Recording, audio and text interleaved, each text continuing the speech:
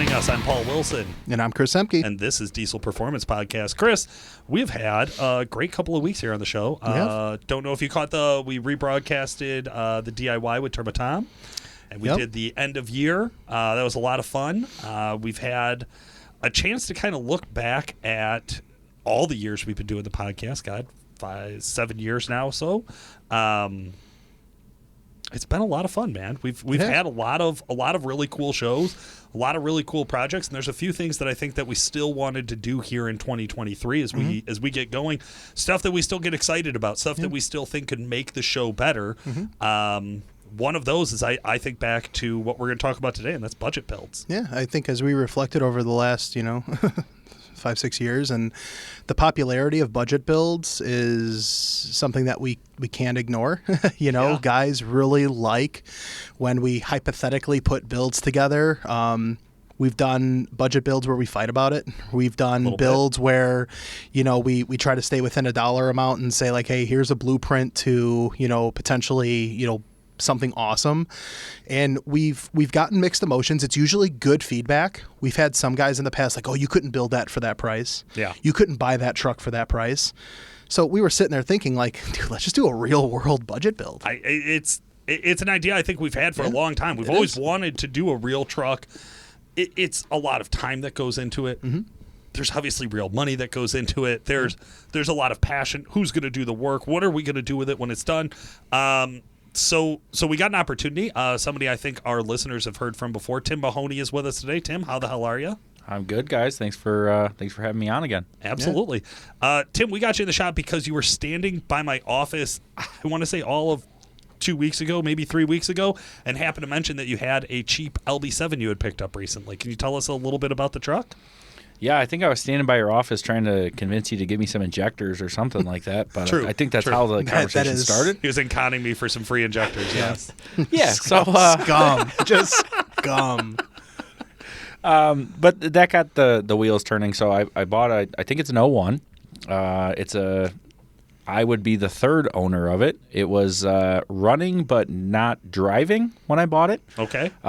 Picked it up a couple hours away. I honestly bought it for my Duraburb swap. And got a 2000 Duraburb. I was going to put everything in and wound up going a different direction with that project. So this LB7's been sitting in the parking lot, and I didn't really want to put any money into it. I didn't know what I wanted to do. It had no brake lines. They were rotted out of it. The injectors would clear out an intersection on a good day. So, it definitely needed some love. I got the shop guys just so I could – my most recent plan for it was just either a winter beater or a plow truck. So I got the shop guys we did some brakes and lines and everything on it, kind of get it running, and we started kicking around the idea of, I think the Hager LB7 comes to mind in mind for ultimate, just clapped out, power hungry, like short of pieces of shit. But yeah, so we got to talking about this thing and adding some power to it and getting it on the road, and started driving it home back and forth, putting some fresh fuel in there, and thing actually it runs halfway decent. Yeah. So it now runs and drives. It's got 210,000 miles on it. There you go. Original injectors, original trans. It's a bone stock truck with a dual catback exhaust, which honestly I pretty much just bought it because it had a dual exhaust on an LB7. And it's got a rusted 4-inch intake, but it has never been tuned. And it actually drives like it's never been tuned. Yeah. The trans actually is, it appreciates life right now. Yeah. Well, we see a lot. We've seen a lot with, like throughout the years, Paul and I, working over at Calibrated Power, DuramaxTuner, there's always guys that are trying to like repurpose old trucks or older trucks. And I think we saw that become even more so popular throughout COVID. Truck prices, we all know, are crazy. Getting your hands on new stuff is quite difficult. But wrapping your head around the cost of what a new truck goes for is pretty insane. So, getting, we get a lot of guys that call in and they're like, hey, I'm thinking about this or I'm thinking about that. And, maybe they don't have a power goal in mind, but they have a use in mind with the truck. That goes a long way. But, Tim, you were able to pick this truck up, and I mean it's no show queen by any means, right? But you were able to pick up the truck for a couple grand. Yeah, I was $3,100 into it with fuel to get it to the shop. Okay. I got a little bit of my own time, and Anthony went up there and got it with me, and it was fun getting on the trailer and all that. But for a truck and a motor, a harness, and all that stuff for what I was planning to do with it to put it in the Suburban. It's what I needed to make that project complete. So yeah, it's we're definitely not a lot of money into it. I got brakes and stuff like that. I mean, the potential is there, right? And that's kind of where we started tossing around the idea, adding some power to this thing. And I still remember when I first started coming around the shop and hanging around Nick, he gave me a quote for an LML to do like a 600 horsepower package, and it was $12,000 to do a 600 horsepower LML. Yeah. So I think I'm probably getting ahead of myself here, but the plan is more or less we're trying to put that amount of money into this truck and make that kind of power. Yeah, that's it, man. So the idea is we now have a truck, and we have somebody who's going to be working on the labor and putting the love into this that it needs to actually get done, and really looking to say, okay, well, if we had a $15,000 budget, what can we do with the truck, right? So we're going to document everything. Our producer on the show is also our video guy over at DuramaxTuner, so we'll have a lot of these videos on DuramaxTuner's YouTube channel. We'll also have videos available on the podcast channel, and then we'll have a whole lot of episodes that you guys will be able to hear where we're going to bring Tim in, and we'll be talking to Tim and kind of getting build updates and things like that. As we did this, one of the things we agreed on was that we had to set some goals for the truck. Well, how do we know we've succeeded at this project? What are we trying to accomplish? Tim, walk us through it. It's going to be your truck when we're done with this. So what do you want to get out of it at the end? So I guess the original goal here was to, most of us here, I guess with the exception of you guys, Paul and Justin, we all drive newer trucks. I mean, I drive a newer truck because it's what I do here for a living, right? So what would be the alternative to going out and buying a new $60,000 or $70,000 truck? And what I use, other than to get to and from work, what I use my truck for is driving out west, going on snowmobile trips, going on side-by-side trips. So how can we duplicate that as a guy who has a budget, who has toys, who maybe you have a family and your wife's not all about you going spending $70,000 on a new truck. How do we put something together where you have a budget, say, $12,000, $15,000, and you got to buy a truck and you got to put money into it, but you want it to be reliable to make a adventure. You want to take the family out. My destination is Colorado. That's where my parents live. So to me, that's where I usually go when I have some free time. So it's 1,000 miles each way. So my goal is to put a truck together, not only with the power gains and stuff we're going to get into here shortly, but I want to be able to drive it to and from, and I want it to be worry-free. God, Tim's such a dad. His first goal was having a reliable vehicle he could trust. How boring. I mean, I was the one that convinced him, we got to make some power. We got to be able to go to the drag strip. That's something that we do a lot of in the summer months. We got to go to the track and we got to turn some good numbers. Yeah. Right. So there's a power goal that we have in mind with this. And there's this internal, theory of stock motor, stock bottom end LB7 worth about 650 horsepower. Peak. Right? So at a peak. I mean, I think we wrote down 650. I think Hager's truck was 673. Yep. So I think our goal is 674. Okay.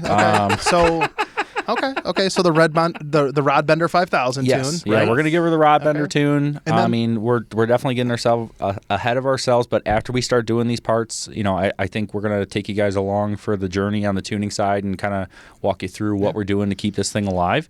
And there's some modernization that we're planning on doing with the truck, adding potentially another gear in the trans and a couple little different things there as well. Yeah. So me and you have taken this thing to lunch, and the one place we go out on lunch, I mean, it's a 55-mile-an-hour speed limit, and you're already winding that thing out. Fifth gear, 55 mile an hour. We're talking to each other going, huh? What? Yeah. What? I mean, I'm going deaf, but still. Chris has driven my new Ford. 91 mile an hour at 2,000 RPM. I mean, think of, we tune a ton of Cummins trucks, the 15, you go down the highway, 85, mile an hour, you're right at that 2,000, 1950, 2,100, right in that ballpark.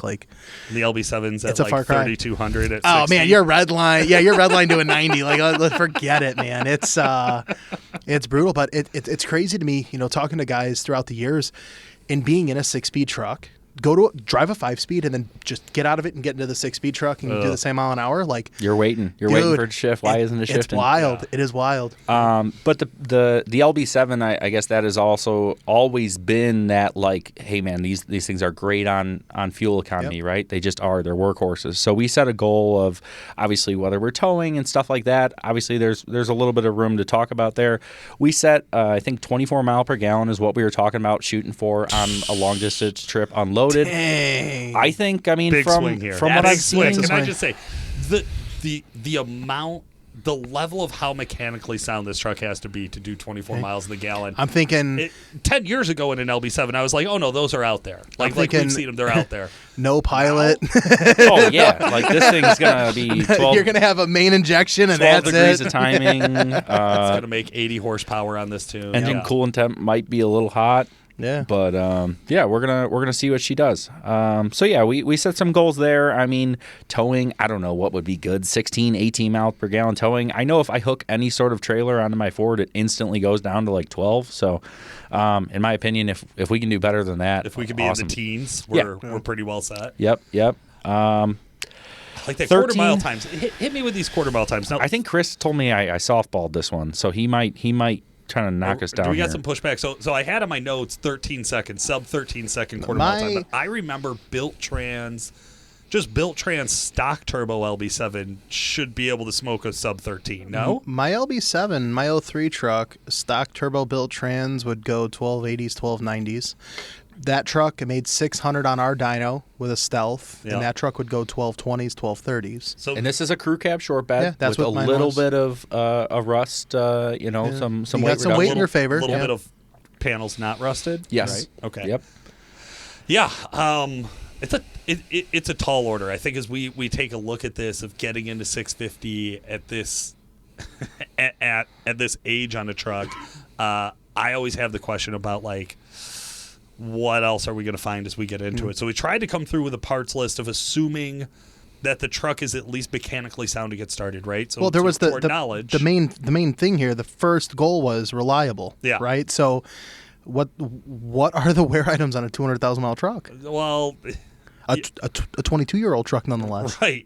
This is where I think the only way to find out is to dive into it, right? Yeah. Of like, what don't we know now? Mm-hmm. Right now, we believe the truck to be mechanically sound. I think you got a wheel bearing, drive shaft's getting whatever you want, rebalanced, new drive. Or we're putting a one-piece drive shaft in it because we're trying to take this thing to the track.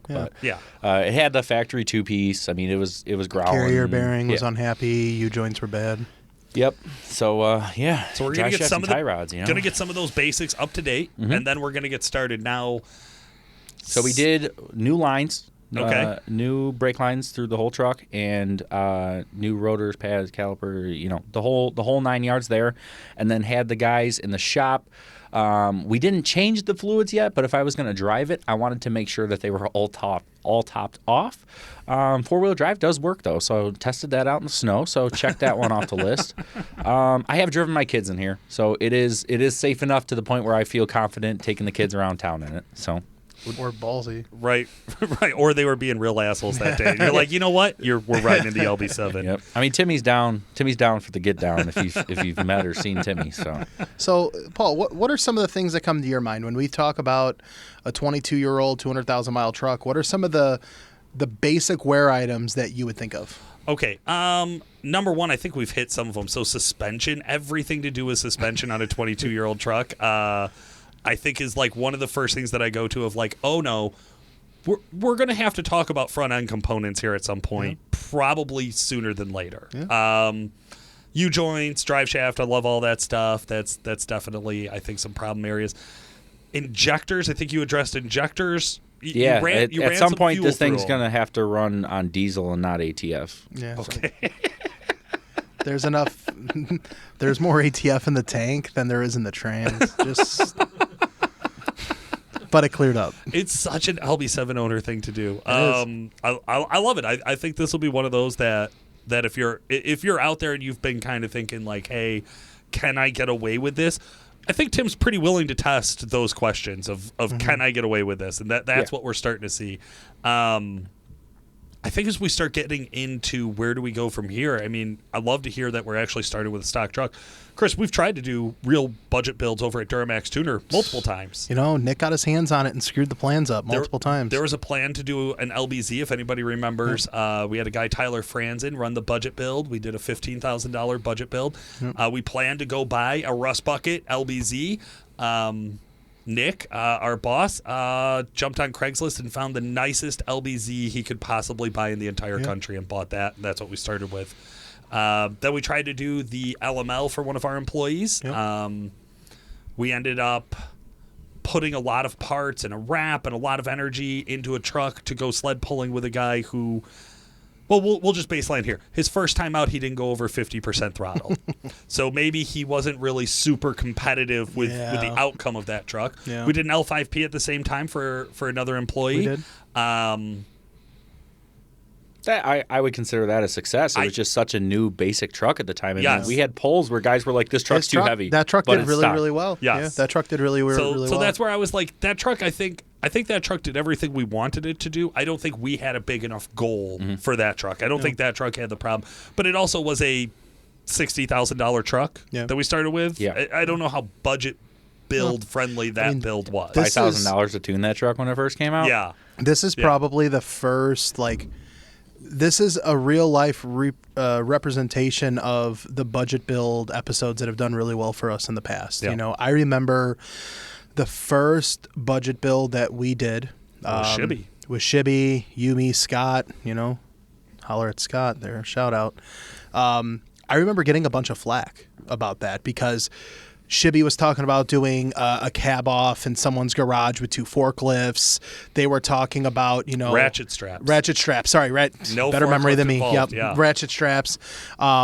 There were conversations about, getting trucks for certain costs and stuff like that. So, there were a lot of what ifs and there were a lot of hypotheticals, and it could potentially happen in the real world if you played your cards right. And granted, are you going to find an LB7 for $3,100 every day? Probably not, but they do exist. It's out and there there. are those projects. Yeah. And I think Nick told me I overpaid. Yeah, no, Nick did say that. Nick did say that. So, this is one of those cool, the truck is a blank slate. Yeah. It's not often that you find a bone stock, style truck. So, it's cool for us to kind of put our money where our mouth is in a sense. We've talked about this. We've preached this stuff before.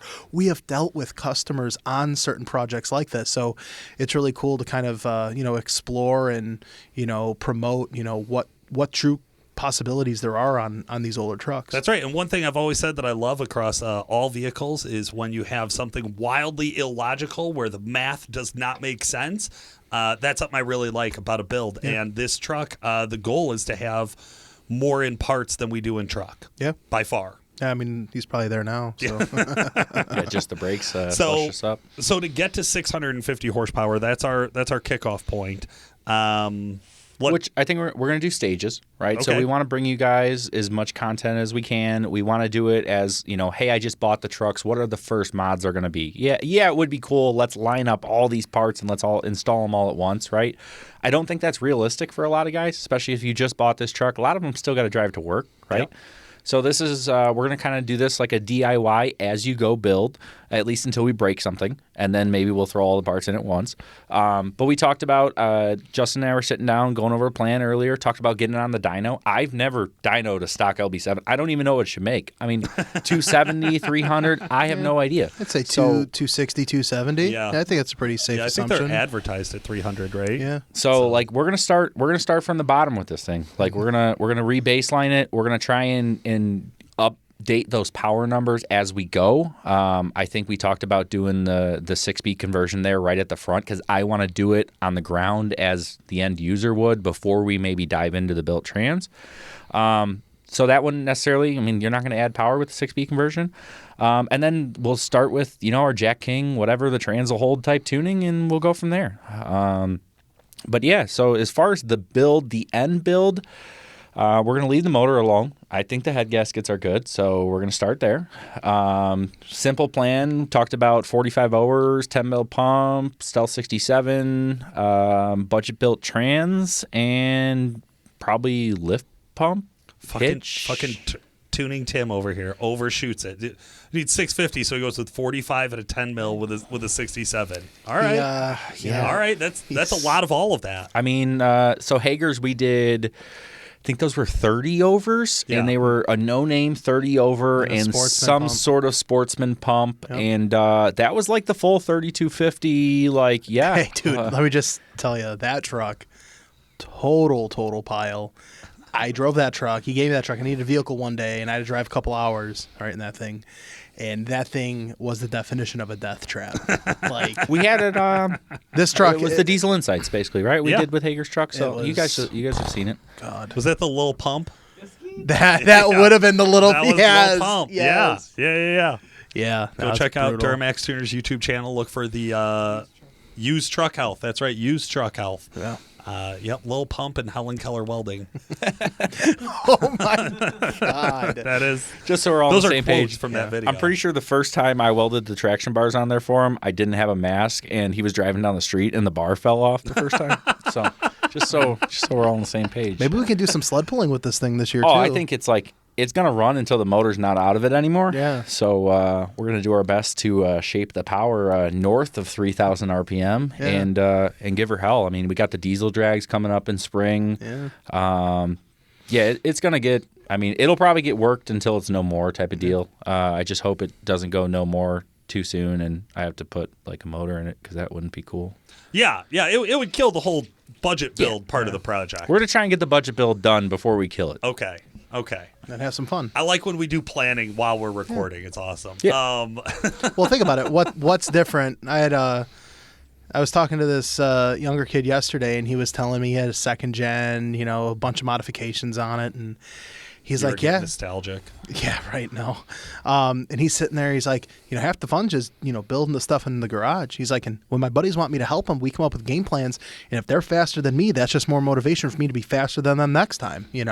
So a lot of that planning is essentially in a round table type conversation like this. Yeah. Well, it's just a competition or a couple beers sitting around in the garage. And, well, then the drunk talk I gets think in, this will and work. Or Then Paul starts making a lot of promises. How do you think I got married? how do you think we got a set of injectors out of Paul? Hey, it was daylight. I wasn't drunk then. All right. So we're through the injectors, the turbo, transmission. There's quite a bit of variation in where we could go with the trans. Now, if you're going to call a shop and talk to like Chris and ask him what should I do for a 650 horsepower LB7 to my trans build, there's a list of modifications that you would recommend to make to that trans. There is one of those things when you try to educate someone that's new and trying to find out information. There's the difference between building something to support a power versus something that's going to handle the power versus something that's going to stay together at that power level for a long time. Right. So when we talk like budget builds and stuff like that, like let's be real, we could build the trans with stock clutch and steels, add additional frictions in the C3s, C4s, minimal valve body modification, put a converter in it, and send it, right? Like, is that going to stay together? It'll make the pass. Is it going to stay together for 70, 80,000 miles at that power? No. But when we talk like budget, like we can do like a GPZ clutch steel combination, and we would run that like in our 550 builds, and we could probably run that in a truck. There's shops that run those clutches in a higher horsepower build. I'm not saying that that's the wrong thing, but that's not something that we would do in the higher builds for long-term reliability. So, for all intents and purposes, the idea is that there is a budget. We still need to be reliable. Yeah, I mean, the transes are like, you're talking, you know numbers better than I will, but you're talking about a third to half of my budget in just the trans piece, I mean, right? If we were to do and spec a trans accordingly, it'd probably be like a 750 capable, and you're talking 58, $55 to $6,000 depending on how you trick that trans out just in the trans. So, we're looking to budget this thing out around a few grand, and a converter's expensive. Yeah, I think I mean, I've killed an LML converter, so I don't think we're going to go down that bridge, if you will. But I think we're talking about doing a DT550. I mean, give her the DJ special, as I call it, and do a nice, good converter. A 750 horse style converter in there, and just see what it'll take. But like I said, I mean, that's our foundation. Like that's going to eat up most of our money.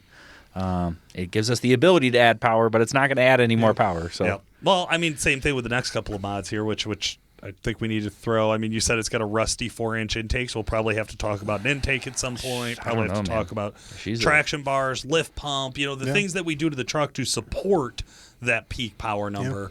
They're all going to have to get rolled into that. So I think this is going to be. I don't think the challenge was necessarily coming up with a horsepower recipe. I think the three of us have a pretty good handle on what it takes for an LB7 to make the power.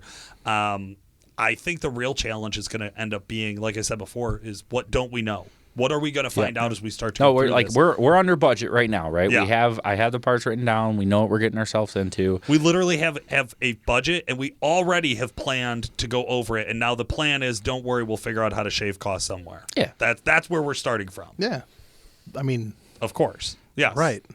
So, like every diesel truck build, Chris, I think I have a quote from you one time. Anytime you have a budget for a build, you want to go ahead and write all that down on a piece of paper, crumple it up, and throw it out the window. Well, it's the last 10% that nickel and diming, right? That's going to get you. The nice thing with a build like this, and to your point, yeah, there are going to be some unforeseen things. It is a used older truck. But this is all like a DIY bolt-on style project. Like I deal with guys on a daily basis that will perform this work in their garage on a weekend. Yeah. So that's what I think is most interesting with doing something like this in real world is if you're crafty and you have a couple of buddies that you can rely on, like you could replicate this and you literally could build something at a similar budget with a couple of friends. That's right. And I think what'll be fun about making these videos is generally at DuramaxTuner when we make videos, you get to see a really well-polished final project, and maybe we release it in stages or in steps or whatever, but like we've completed it generally before we started shooting, right. or we made decisions around how it was edited or what we shot or what we put together so that you as the viewer would get the best experience. This I think we're going to approach a little bit differently. So when we run into problems, when we have challenges, when an ECM crashes on the first day and because we're trying to flash it and it's an LB7, we're going to be transparent, right? Yeah. Is we're going to show you guys, the viewers, the listeners, the fans, we're going to show you guys what this really looks like, what this really is, and then kind of take it from there. No, we don't have the professionals in the shop to lean on to Band-Aid us to a certain extent, right? Like no, you're gonna see me learn how to install a 6-speed conversion and a few other parts here. So. We have minimal mechanical experience. Like we know enough to be dangerous, right? Yes, but yeah. I'm still getting wrenches for Christmas. Yeah, I got a socket kit. That's all. That's you know how you know you're not a fucking mechanic? Your wife buys you sockets. Because if you're really a mechanic, your wife knows you own too many tools. No. My girlfriend a few years ago bought me a screwdriver set. I'm like, oh, thanks. I have plenty of these, but thank you. You were in the checkout lane and saw this and thought of me. No. It was a full on order. You never have. You can never have too many screwdrivers. No, you can never have too many. And that's something else I've learned. Being a homeowner, never have too many screwdrivers. True. Never ever. I need a flathead in every room. Fuck, dude. And only one Phillips in the house. No lie. Yes, no lie. 100%. Yeah. Well, agreed. I think this is going to be a lot of fun. I think this is going to be a project that it's going to take a while. Did you sit down and do a calendar here? Do we got an estimate on how long it's going to take you to finish? No. I guess it depends on which parts break first or what we find wrong. I mean, we're going to get plugging along on it. So we're going to probably start with either the dyno or the 6-speed conversion, and we're going to start stabbing on it, and I don't know what parts are like. I don't know, is it going to take a week, 2 weeks to get the 45 overs? Or, depending upon what we do there, we find a used killer deal, like awesome. I don't think we get the benefit of Black Friday. Like, too bad we didn't do this 2 months ago because we probably could have added some stuff to our budget there. But we got some March sales coming up, so maybe planning around there. But I think we're trying to get rocking and rolling by spring. Originally, when we first started talking about this, it was before Thanksgiving, and it was like, oh, I'll take it on a snowmobile trip, right? Well, we're already in January, so, J-Bone and I, we definitely live a lot closer than coming to the shop, so we're going to try and do a lot of this in my mini shop or my garage as I've been working on that too. So hopefully I got electric out there now, so now I just got to get heat for Justin so he can come out and film, and we can get going on this stuff. I mean, diesel drags are in April. Does that sound right? I don't know, man. I don't know if it's April, May. It's sure. Either way, we're going. Like it's going. June? No. That's like UCC. I mean, we're a couple years out from It's that cold. UCC build with Diesel this thing. drags at Byron Diesel's drag strip Yeah. is cold. They do it twice a usually- year when it's cold. Usually snows been both there times. in years, man. Yeah. It's been. Well, you're going this year. Yeah, I can't wait. So, yeah, I mean, if there's something you guys want to see us do, honestly, similar to you guys, right? Like the injectors, I probably don't really feel comfortable doing that myself. So I'm going to try and like con one of my friends or coworkers into doing that with me in my garage. So similar to what you guys would do, right? If you know a buddy who's a diesel mechanic, which chances are if you're messing around with your truck, you probably do, right? Hopefully. Somebody got you into this mess. Yeah. So I'm going to try and con one of the guys into give me a hand at least, showing me what to do, or doing it all together, one of the two. But definitely some stuff there I really look forward to knocking out myself. So Absolutely. Cool. Yeah, man. I think it's going to be a ton of fun. I'm excited to see. I'm excited to see it run down the track. I'm excited to see this thing kick some ass down the road, and we'll be tracking it all along the way. Chris, you're going to be real tied in on this one. You're going to be doing a lot of the feedback and kind of updates on this, and filling us in and interviewing Tim as we go forward. So, listeners, you guys have some Tim and Chris episodes to look forward to. Chris. And if anyone's in Nebraska, I might need a tow home or all the way to Colorado. I like that you're already planning your breakdown spot. I think Nebraska's a little aggressive, by the way. Iowa might be Iowa might be more your speed. Yeah. If we get to the I-80, like it's a win, dude. It's mostly downhill from there.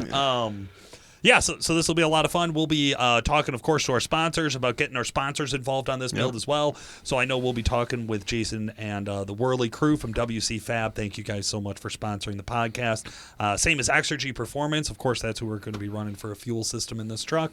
XDP, I'm not exactly sure what XDP is gonna jump into here, but we're going to talk with our friends over there. They've been an awesome sponsor for the show, so we're going to talk to them about where their name fits into this build. I think they deal a lot with DIY guys as well. And then, of course, we have a whole slew of DuramaxTuner Calibrated Power products already lined up and slated for this truck. So I think this is going to be one that you guys are going to want to follow along for. So we'll make sure it's going to be an interesting one. Paul. I think. Can I just say early on? I think this truck needs a name. I mean, I've been calling it Whitey, but we can do whatever you guys want because 2023, bro. I don't think we can do that anymore. Can't do it Whitey. I was gonna get the plates. I haven't registered it yet. We talked about like potentially offering like, hey, if someone wanted to sponsor this gig, like we'll put whatever you want on the license plate. Anthony, formerly known as Rusty LB7, is now Rusty LOY. So I thought maybe just picking up the Rusty LB7 and just going with it. Running with that. The title. Instagram hashtag's got to be fresh there. Are you gonna make an Instagram page for the truck? Got to. Of course. Got to. Of course. His pets so we don't get the have ones for hashtag. dog We use get stickers for the rear window, like everybody. yes. Yeah, that's Yes. cool. Yeah. Interesting. Everyone knows stickers adds power. At least 5 or 10 horse. So, guys, jump on over to the Fans of Diesel Performance Podcast Facebook group or just our Facebook page, Diesel Performance Podcast. Let us know what should we name this truck. If we get some good ideas, we'll put up a poll and we'll let people vote on it. Yeah. And we will let listeners name Tim's truck. Now, I have not cleared this deal with Tim, but I'm promising it on a recorded podcast, so it has to be true. That'll happen. Right. So this is now what we're doing. Yep. As long as it's Bodie McBoatface? Trucky McTruckface? How about this? As long as my son can say it, which he says some things he probably shouldn't say because that's just me in my young age there. But as long as he can say what it is, like suburban is suburban or Goldie. I call the Suburban Goldie. So keep it simple. I think I'm good with that. All right, yeah. Maybe, like I said, let's get some ideas in, and we'll put up a poll. That way, everything on the poll will be pre-approved by Tim. Perfect. So that's a fair way. Yep. No write-ins. No write-ins right now. Maybe. We might do a write-in. Okay, guys, thank you so much for listening. I'm Paul Wilson. Chris Ehmke. And this was Diesel Performance Podcast. Thanks for joining us today, guys. This has been Paul Wilson. And Chris Ehmke. Make sure to like and subscribe, and we'll talk to you again soon. I think that's how the conversation started. He was conning me for some free injectors, yes. Yeah, so scum. Just scum.